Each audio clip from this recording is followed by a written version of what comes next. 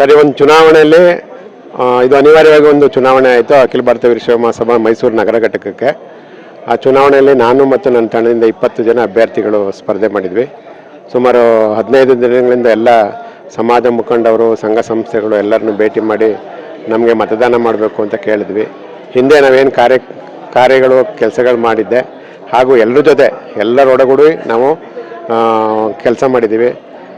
ಮತ್ತು ಎಲ್ಲ ಸಂಘ ಸಂಸ್ಥೆಗಳು, ನಮ್ಮ ಸಮಾಜದ ಸಂಘ ಸಂಸ್ಥೆಗಳು, ಅಖಿಲ ಭಾರತ ವೀರಶೈವ ಮಹಾಸಭಾ ಜಿಲ್ಲಾ ಘಟಕ ಇರ್ಬೋದು, ಎಲ್ಲ ಸಂಘ ಸಂಸ್ಥೆಗಳು ನನಗೆ ಅಭೂತಪೂರ್ವವಾಗಿ ಸಪೋರ್ಟ್ ಮಾಡಿದ್ದಾರೆ. ಅವರೆಲ್ಲರಿಗೂ ಮೊದಲನಾಗಿ ನಾನು ಅಭಿನಂದನೆಯನ್ನು ಸಲ್ಲಿಸ್ತೇನೆ. ಸರ್, ಈಗೆಲ್ಲೂ ಮೊದಲೇ ನಮಗೆ ಅವರು ನಿಶ್ಚಯ ಮಾಡಿಕೊಟ್ಟಿದ್ರು. ಸುಮಾರು ಒಂದು ವಾರದಿಂದ ಹಿಂದೆ ಎಲ್ಲರ ಮನೆಗೂ ಅಥವಾ ಎಲ್ಲ ಮುಖಂಡರನ್ನು ಭೇಟಿ ಮಾಡಿದಾಗ ಸಮಾಜಕ್ಕೆ ನಿಮ್ಮಂಥವ್ರು ಬರಬೇಕು, ನೀವು ಕೆಲಸ ಮಾಡ್ತಿದ್ದೀರಾ, ನಿಮ್ಗೆ ಶುಭವಾಗಲಿ, ನೀವು ಮುಂದೆ ಹೆಚ್ಚಿನ ಕೆಲಸ ಮಾಡಿ ಅಂತ ಹೇಳ್ಬಿಟ್ಟು ನನಗೆ ಆಶೀರ್ವಾದ ಮಾಡಿದರು. ಅವರೆಲ್ಲರ ಆರೈಕೆ ಮತ್ತು ಆಶೀರ್ವಾದನೇ ನಾನು ಇವತ್ತಿಗೆ ನನ್ನ ಗೆಲುವಿಗೆ ಕಾರಣ ಆಗಿದೆ ಸರ್.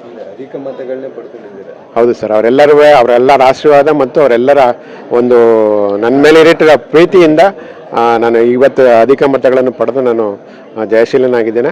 ಈ ಜಯಶೀಲನಾಗಿದ್ದಂತ ಹೆಚ್ಚಾಗಿ ಅವರು ನನ್ನ ಚುನಾವಣೆಯಲ್ಲಿ ಆಯ್ಕೆ ಮಾಡಿದ್ದಾರೆ. ಪ್ರಕಾಶ್ ಅವರು ಸಮಾಜದಲ್ಲಿ ಏನಾದ್ರು ಒಂದು ಸಾಧನೆ ಮಾಡ್ತಾರೆ ಅಂದ್ಬಿಟ್ಟು ನನ್ನ ಆಯ್ಕೆ ಮಾಡಿದ್ದಾರೆ. ಅವರಿಗೆಲ್ಲ ನಾನು ತುಂಬ ಹೃದಯದಿಂದ ನಾನು ಧನ್ಯವಾದಗಳನ್ನು ತಿಳಿಸ್ತೀನಿ. 120 ವರ್ಷ ಇತಿಹಾಸ ಇರೋ ಅಖಿಲ ಭಾರತ ವೀರಶೈವ ಮಹಾಸಭೆಯಲ್ಲಿ ಹಿಂದಿನಿಂದನೂ ಒಂದು ಅವಿರೋಧವಾಗಿ ಆಯ್ಕೆ ಮಾಡ್ಕೊಂಡು ಬರ್ತಿದ್ರು. ಸಮಾಜದಲ್ಲಿ ಒಡಕುಂಟಾಗುತ್ತೆ, ಚುನಾವಣೆ ಬೇಡ. ಹಾಗೆ ಇತ್ತೀಚಿನ ದಿನಗಳಲ್ಲಿ ಚುನಾವಣಾ ಖರ್ಚುಗಳು ಜಾಸ್ತಿ ಆಗ್ತಾ ಇದೆ, ಅದು ಮಹಾಸಭೆಗೆ ಹೊರೆ ಅಂತ ಅಂದ್ಬಿಟ್ಟು ಮಹಾಸಭೆ ಎಲ್ಲ ತೀರ್ಮಾನ ಅವಿರೋಧವಾಗಿ ಆಗಲಿ ಅಂತ ನಡೀತಿತ್ತು. ಆದರೆ ಸಮಾಜಕ್ಕೆ ಹೊಸ ಮುಖಂಡರು ಹೊಸೊಬ್ಬರು ಪ್ರತಿಸ್ಪರ್ಧಿ ಮಾಡಿದಾಗ ಅನಿವಾರ್ಯವಾಗಿ ಚುನಾವಣೆ ಆಗ್ತಾ ಇದೆ. ಅದು ನಾನು ಸ್ವಾಗತನೂ ಮಾಡ್ತೀನಿ.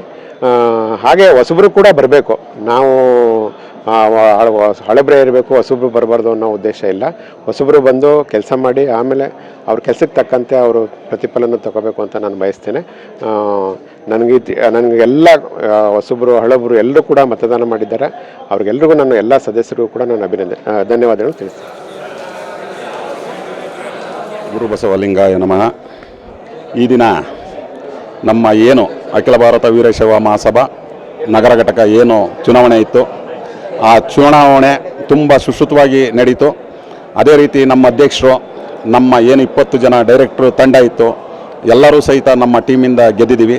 ಇದು ಗೆಲ್ಲಕ್ಕೆ ಕಾರಣ ನಮ್ಮ ಸಮಾಜದ ಹಿರಿಯರು, ಸ್ವಾಮೀಜಿಯವರು ಮತ್ತು ಬಂಧು ಬಳಗ ಎಲ್ಲರೂ ಸೇರಿ ನಮ್ಮ ಟೀಮನ್ನು ಗೆಲ್ಲಿಸಿದ್ದಾರೆ.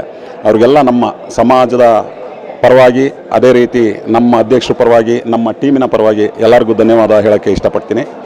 ಅದೇ ರೀತಿ ಮುಂದಿನ ದಿನಗಳಲ್ಲಿ ನಾವೇನು ಪ್ರಣಾಳಿಕೆಯನ್ನು ಬಿಟ್ಟಿದ್ದೋ ಅದ್ರ ಪ್ರಕಾರ ನಾವು ಕೆಲಸ ಮಾಡ್ತೀವಿ.